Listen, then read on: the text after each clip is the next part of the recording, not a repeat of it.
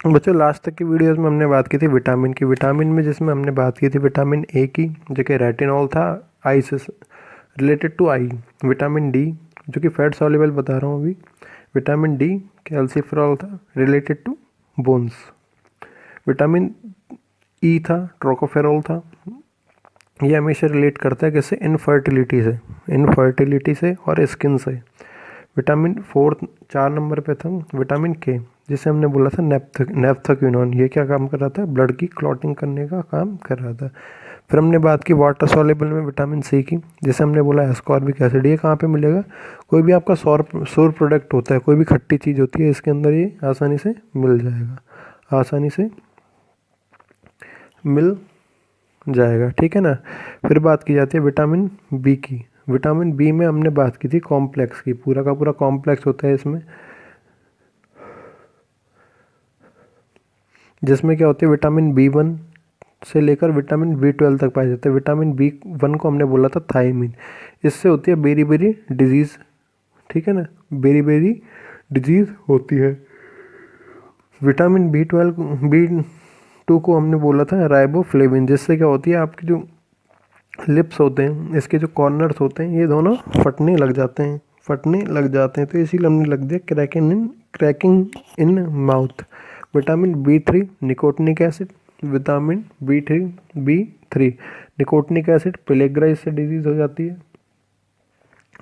जिसमें हमने बात की थी पेलेग्रा एक ऐसी डिजीज़ है, इसमें क्या होती है ह्यूमन बीइंग के बॉडी में एनर्जी स्टोर नहीं हो पाती है, क्या ऐसा लगता है बॉडी बहुत ज़्यादा थकी सी। विटामिन बी 5 पेंटोथेनिक एसिड, जिससे क्या होता है पाँव में, जैसे हम लोग तलवे बोलते हैं, तलवों में क्या होती है, ऐसा लगता है जलन सी हो रही है, vitamin burning fit syndrome. Next होता है विटामिन बी 6 पायरिडॉक्सिन। इससे क्या होने लग जाती है, स्किन डिजीजेज होने लग जाती है, स्किन कटने फटने लग जाती है। Vitamin B 9 folic acid. Folic अच्छा है, बहुत ज़रूरी भी है बॉडी के लिए। इसमें क्या पाया जाता है, फेरस पाया जाता है। फेरस क्या होता है, एफ और एफ मेन सब्सटेंस है किसका, हीमोग्लोबिन का, या कह सकते हैं हम लोग हीमोग्लोबिन का, या कह सकते हैं ब्लड का। अब ब्लड की कमी इससे क्या हो जाएगी, हो जाएगी, ठीक है ना। इससे क्या हो जाएगी, ब्लड की कमी हो जाएगी, और ब्लड की कमी को हम एक डिजीज़ बोलते हैं एनीमिया। इसीलिए मैंने ब्रैकेट में लिख दिया लैक ऑफ ब्लड। इसी प्रकार से बी 12 होता है जो साइनो कोबालेमिन होता है। इससे भी क्या हो जाती है, इससे भी क्या हो जाता है, एनीमिया डिजीज़ हो जाती है, ठीक है ना। ये तो हो जाते हैं आपके एब्जॉर्प्शन के टॉपिक। फिर आ जाती है बात 4th नंबर पे कि जो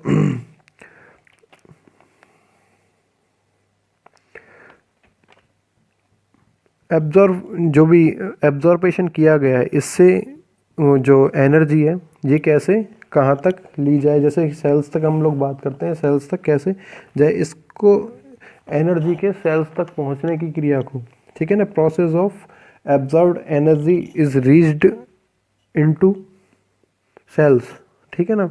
इसको हम लोग बोल सकते हैं एसिमुलेशन।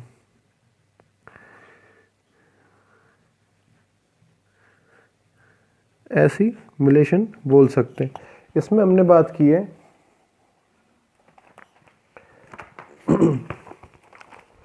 इसमें हमने बात की है कि जो भी डाइजेस्टेड फूड था, यहाँ लिख भी देता हूँ मैं, डाइजेस्टेड फूड था, ठीक है ना, उसको क्या कर लिया, एब्जॉर्ब कर लिया हमने, एब्जॉर्ब कर लिया। इसका जो यूज़ है, हम लोग बॉडी ग्रोथ में या कह सकते हैं सेल डैमेज, सेल रिपेयर में, सेल डैमेज और सेल रिपेयर में किस प्रकार से कर सकते हैं, ठीक है ना। तो यही प्रोसेस क्या कहलाता है, एसिमुलेशन कहलाता है। यही प्रोसेस क्या कहलाएगा, आपका एसिमुलेशन का कहलाएगा। हमने क्या बात की है, हमने क्या कर लिया, हमने अभी तक एब्जॉर्प्शन देख लिया। एब्जॉर्प्शन होने के बाद में हमको क्या मिलेगी, इस डाइजेस्टेड फूड से एनर्जी मिलेगी, इस डाइजेस्टेड फूड से एनर्जी मिलेगी, या कह सकते हैं हम लोग ग्लूकोज मिलेगा। इस ग्लूकोज को हमको कहाँ भेजना है, सेल्स के अंदर भेजना है, या कह सकता हूँ मैं और भी अच्छी बात कह देता हूँ, लिवर के अंदर भेज देते हैं हम तो, ठीक है ना, लीवर के अंदर भेज दिए। अब बॉडी में क्या करती है, बॉडी की ग्रोथ के लिए बहुत सारी क्या चाहिए, एनर्जी चाहिए। एनर्जी कहाँ से मिलेगी, ग्लूकोज से। तो इस लीवर क्या करेगा, ग्लूकोज को क्या बॉडी की ग्रोथ के लिए यूज़ मिलेगा। दूसरा, बहुत सारी जो सेल्स होती हैं डैमेज हो जाती हैं और इनमें रिपेयरिंग की फॉर्मेशन होता है। दूसरा कह सकते हैं सेल फॉर्मेशन में नई जो छोटी छोटी सेल्स होती है, जैसे हम लोग आरबीसी की बात कर सकते हैं, डब्ल्यूबीसी की बात कर सकते हैं, और भी बहुत सारी सेल होती है, स्किन सेल्स होती हैं। इनको क्या करना, इनके फॉर्मेशन में क्या करते हैं, ये हेल्प करते हैं। तो इसी को बोलते हैं हम लोग एसिमिलेशन। इसी इसी जो भाग है, इसी पार्ट को हम लोग बोलेंगे एसिमिलेशन। ठीक है ना। और जितना भी एक्सेस ग्लूकोज होगा, जितना भी क्या होगा, एक्सेस ग्लूकोज होगा, अब कहाँ पे आएगा ये ग्लूकोज, लिवर के अंदर आएगा। ठीक है ना। Access glucose transformed into glycogen. अब ये ग्लाइकोजन में क्या है, इसको कन्वर्ट कर देगा, कौन कर देगा, लिवर। कौन कर देगा, लिवर। अब ये ग्लाइकोजन में कर दिया। अब ये क्या होता है, ग्लाइकोजन बॉडी के अंदर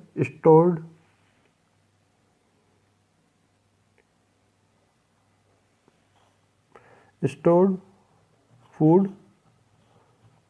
प्रोडक्ट। स्टोर का मतलब इसको बॉडी के अंदर स्टोर किया सके। फूड का क्यों बोला है हमने, क्योंकि खाने से लिया था, फूड से ही हमने इसको क्या लिया था, यूज़ किया था ग्लूकोज को। ग्लूकोज से हमने क्या किया है, चेंज ग्लाइकोजन। ठीक है ना। अब इसको ले लिया।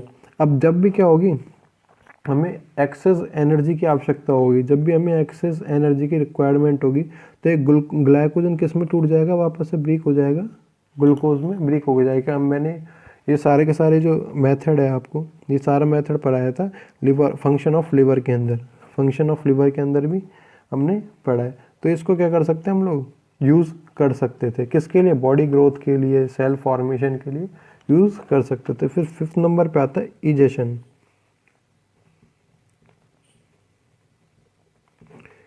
इजेशन एक होता है, एक होता है इंजेशन। इनका मतलब होता है हमेशा अंदर। ठीक है ना, अंदर। इनटेक ऑफ, इंजेशन में हमने पढ़ा था इनटेक ऑफ फूड, फूड को शरीर के अंदर लेना, जैसे कि हमने बक्कल कैविटी, माउथ की बात की थी। ई हमेशा क्या कहता है, outside, outside the body, outside of food कह सकते हैं और भी। ठीक है ना, फूड को बाहर निकालना। आउटटेक भी कह सकते हैं इसे, सॉरी आउटकम भी कह सकते हैं। बॉडी से बाहर निकालने के जो प्रोसेस है, इसको हम लोग बोलते हैं इजेशन। ठीक है ना। अब बॉडी से जो बाहर निकाला था, हमने क्या निकाला था, अनडाइजेस्टेड फूड। अनडाइजेस्टेड फूड, ठीक है ना, जो कि कहाँ पाया जाता है, कोलोन के अंदर पाया जाता है। ठीक है ना, जिसमें क्या की जाएगी, जो कुछ जो अनडाइजेस्टेड फूड था, इसमें सेलुलोज जो पाया जाएगा, क्योंकि हम लोग एनिमल की बात कर रहे हैं, ह्यूमन के साथ साथ, ह्यूमन के साथ साथ एनिमल। एनिमल क्या लेते हैं, कुछ प्लांट को खाने वाले एनिमल की हम लोग बात करें तो वो सेल्यूलोज ले लेते हैं। तो सेल्यूलोज को क्या करने वाला, डाइजेस्ट करने वाले बैक्टीरियाज पाए जाते हैं। यहाँ पे क्या पाए जाएंगे, बैक्टीरिया पाए जाएंगे। ठीक है ना। और नहीं तो ह्यूमन बीइंग की यदि बात की जाए, तो ह्यूमन बीइंग में सेल्यूलोज को ऐसा क्या कर दिया जाता है, बॉडी से बाहर निकाल दिया जाता है। ठीक है। अब कोलोन का फंक्शन क्या था, वाटर का एब्जॉर्बेशन करना और फॉर्मेशन ऑफ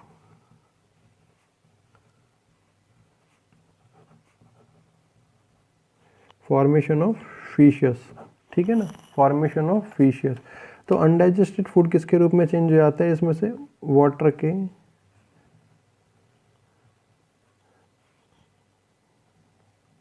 वाटर के एब्जॉर्बेशन के पास, वाटर के एब्जॉर्बेशन के बाद जो अनडाइजेस्टेड फूड है किस में चेंज हो जाएगा, फीशियस में चेंज हो जाएगा। ठीक है ना, फीशियस में चेंज हो जाएगा। अब इस फीशियस की यदि बात की जाए, इसके कंपोजिशन ऑफ फीशियस की बात की जाए,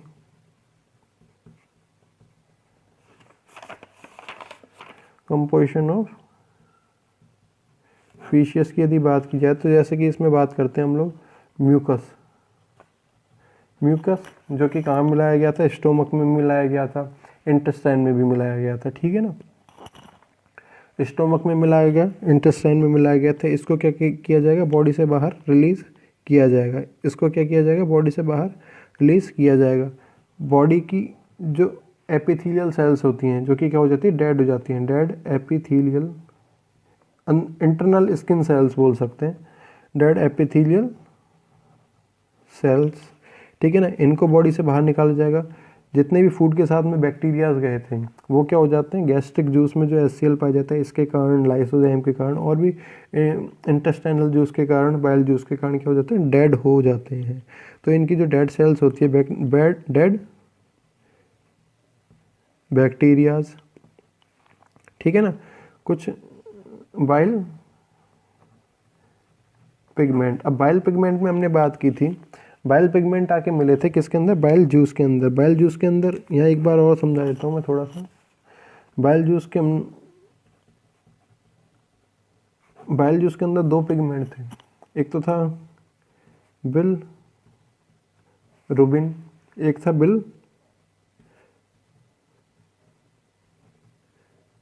बिलवर्डिन, ठीक है ना। इनके कारण क्या होता है, इसका कलर ग्रीनिश येलो होता है, येलोइश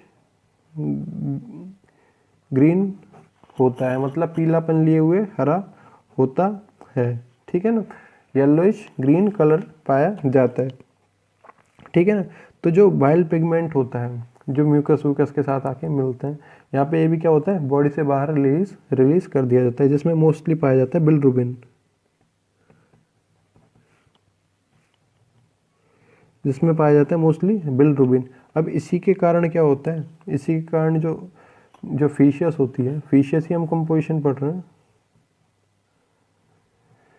फिशियस होती है, इसका कलर क्या होगा, येलो ग्रीन पाया जाएगा। इसी के कारण क्या होता है, फिशियस का कलर येलो ग्रीन पाया जाता है बिलरुबिन के कारण, ठीक है ना। तो बिलरुबिन डेड बैक्टीरियाज हो गए, एपिथेलियल सेल्स हो गए, म्यूकस हो गई, इसकी जो कंबाइंड फॉर्म है जिसको मिलाकर हम लोग बोलते हैं, ठीक है ना, मिलाकर जिसको हम लोग बोलते हैं, इसको हम लोग बोलते हैं फिशियस। इसको क्या किया जाएगा, बॉडी से बाहर रिलीज किया जाएगा। बॉडी से बाहर क्या किया जाएगा, इसको रिलीज किया जाएगा। अब रिलीज करने के लिए यदि बात की जाए, रिलीज करने का जो प्रोसेस है ये पूरा का पूरा रेगुलेट होता है किसके द्वारा, नर्वस सिस्टम। नर्वस सिस्टम कह सकते हैं, ब्रेन इसको क्या कर रहा है, रेगुलेट करने का काम कर रहा है। ब्रेन क्या कर रहा है, इसको रेगुलेट करने का काम कर रहा है, ठीक है ना।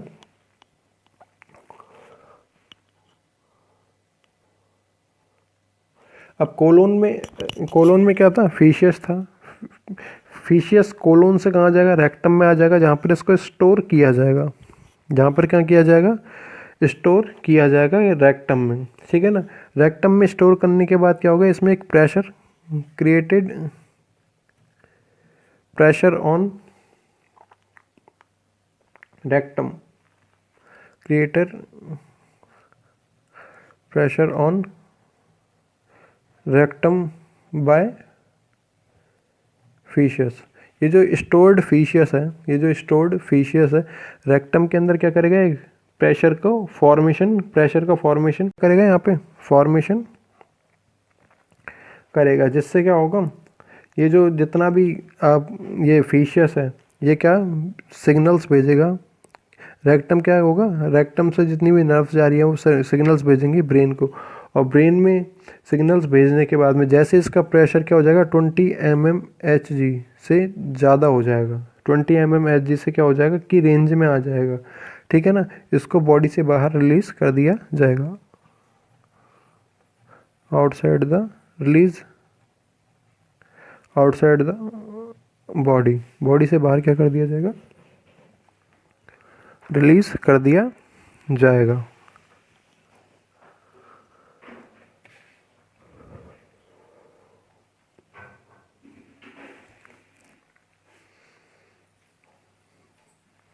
हम लोग पढ़ रहे थे इजेशन। इजेशन ये था जो भी अनडाइजेस्टेड फूड था इसको बॉडी से बाहर निकालने का प्रोसेस।